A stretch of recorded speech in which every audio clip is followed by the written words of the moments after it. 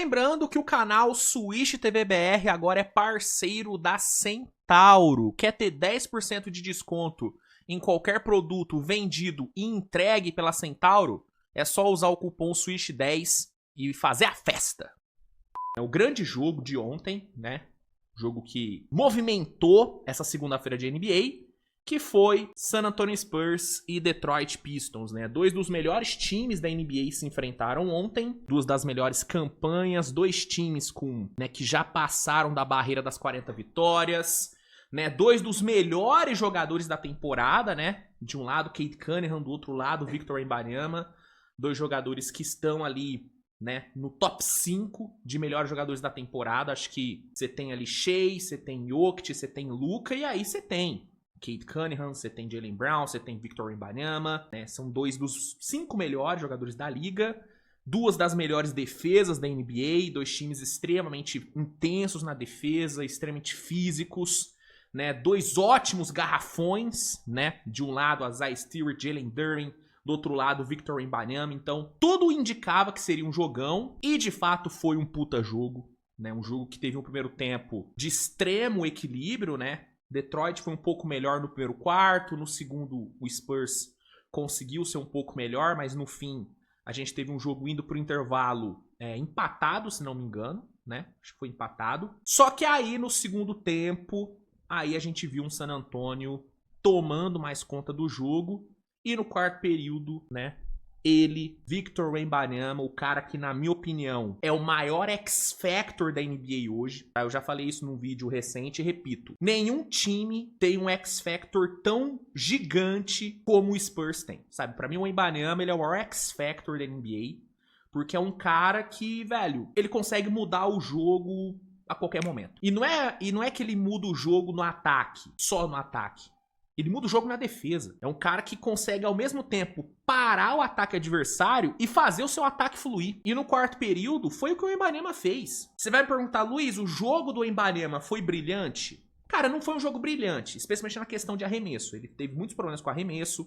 O Pistons foi muito bem marcando o Wemby, extremamente físico, tirando o Wemby do conforto. Então não foi um jogo espetacular do Wemby, tá? Mas ele foi decisivo pra cacete. E foi absurdamente impactante para a vitória, né? E o quarto período dele foi espetáculo. Simplesmente ele meteu 11 pontos, pegou 6 rebotes, deu 3 assistências no quarto período e 4 tocos. Sim, ele deu 4 tocos só no quarto período. Foram 6 tocos no jogo. 4 dos 6 no quarto período, mano, sabe? Ele é bizarro, bicho.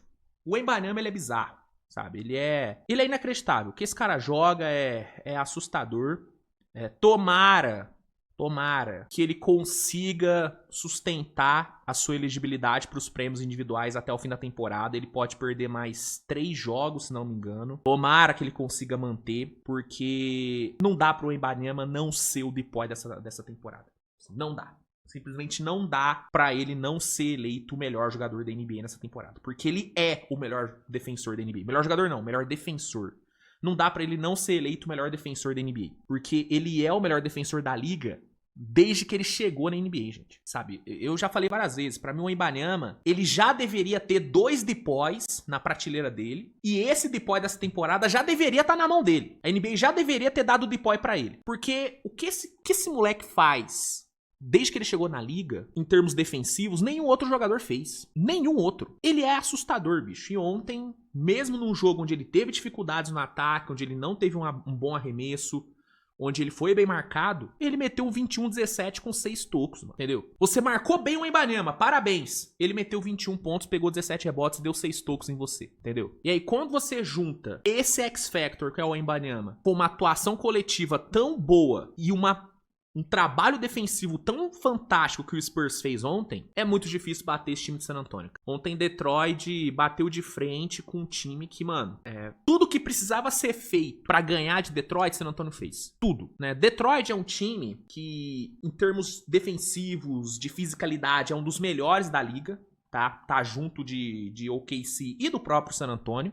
Acho que esses 3 times, se você falar, Luiz, quais são os 3 times defensivamente melhores na liga? Pra mim são esses 3. Tá? Pra mim é OKC, Detroit e San Antonio. São os 3 melhores. Então Detroit é um time muito difícil de você jogar contra, porque é um time que joga físico, é um time que tem uma defesa muito boa, tem um garrafão defensivo muito forte com Duren e Stewart. E ofensivamente, apesar dos problemas que tem, inclusive ontem esses problemas, né, foram bem evidenciados, né? Um time que tem um espaçamento de quadra complicado, não arremessa muito bem de fora. É um time que tem um Cade Cunningham que individualmente resolve jogos e que, juntamente de um Jalen Duren, forma uma das melhores duplas de pick and roll da NBA atual. Uma das melhores, né? Inclusive, Jalen Duren ontem jogou pra caralho. Foi o melhor jogador do Pistons na partida.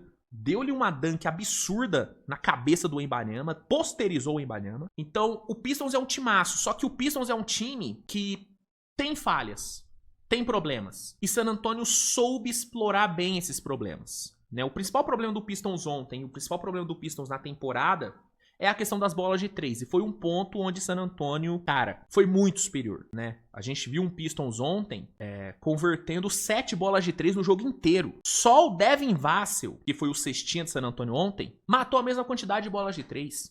Só o Vassell. E a gente tá falando de um Spurs que também tem problemas com espaçamento. A bola de 3 de San Antonio também não é das melhores. Só que ontem foi muito melhor do que a do Pistons. O Pistons matou 7 bolas de 3 no jogo. O Spurs matou 18, entendeu? Então o Spurs soube se aproveitar da falta de bolas de 3 do Pistons e conseguiu tirar do jogo a melhor arma que o Pistons tem, que é o Cade Cunningham. O Jalen Duren fez um ótimo jogo, né? Muitas vezes assistido pelo Cade, mas o Cade, cara, foi anulado ontem. Foi anulado, né? O trabalho que o Spurs fez em cima do Cade Cunningham, e aí a gente tem que elogiar muito o Stephen Castle, Darren Fox, Dylan Harper, esses caras, velho, entregaram, né, uma pressão em cima do Cade na defesa que tirou o Cade do jogo, cara.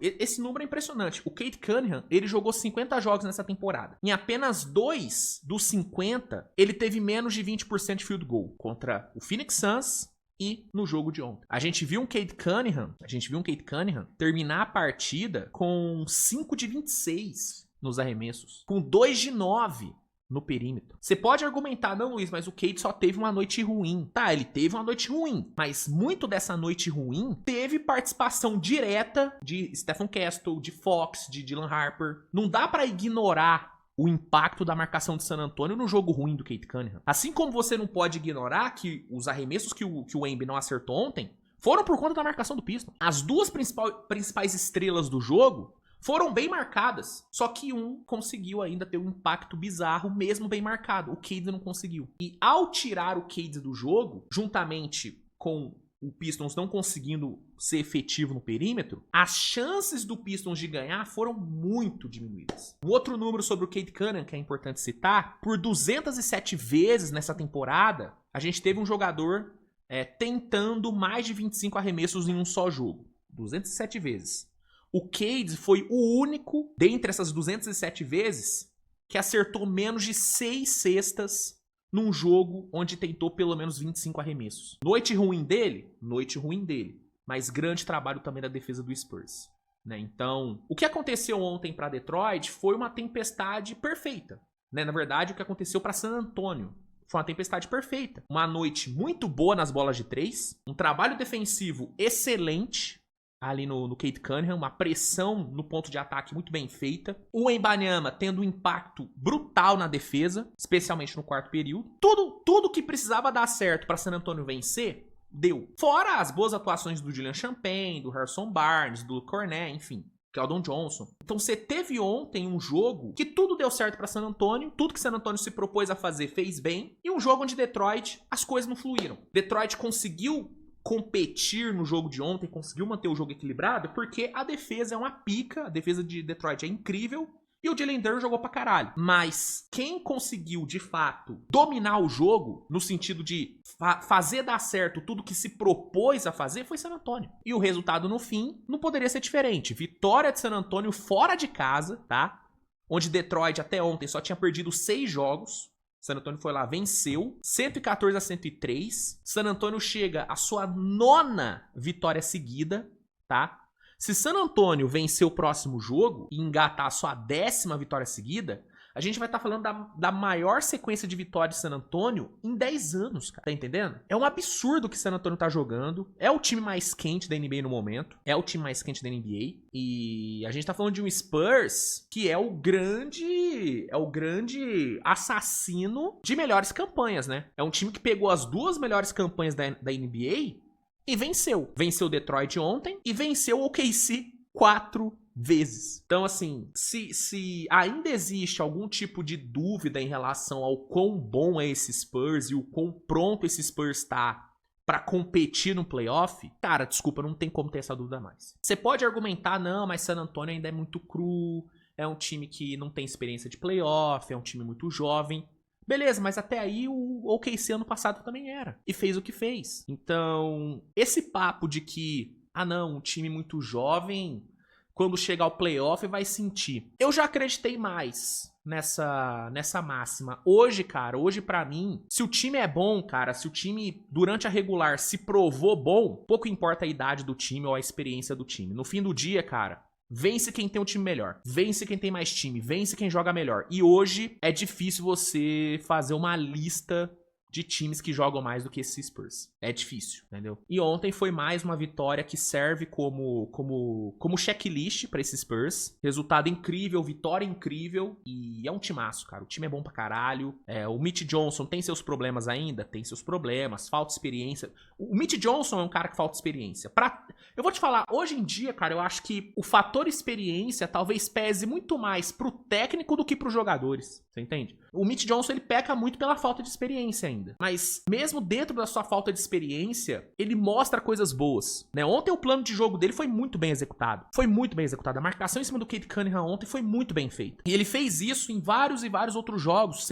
O último jogo entre Spurs e Houston, Mitch Johnson deu um nó tático no Spurs, no Houston. Cara, o jogo na Copa da NBA, Mitch Johnson deu nó tático no Daigneault. Em vários outros jogos também durante a regular, entendeu? Contra o próprio OKC, inclusive. Então, é um técnico que tem seus problemas, mas é um técnico que já mostrou coisas boas, com um grupo muito bom nas mãos, cara. Um grupo jovem, mas um grupo muito bom. Que tem esse cara, esse ET, que é, repito, o maior X-Factor da NBA atual.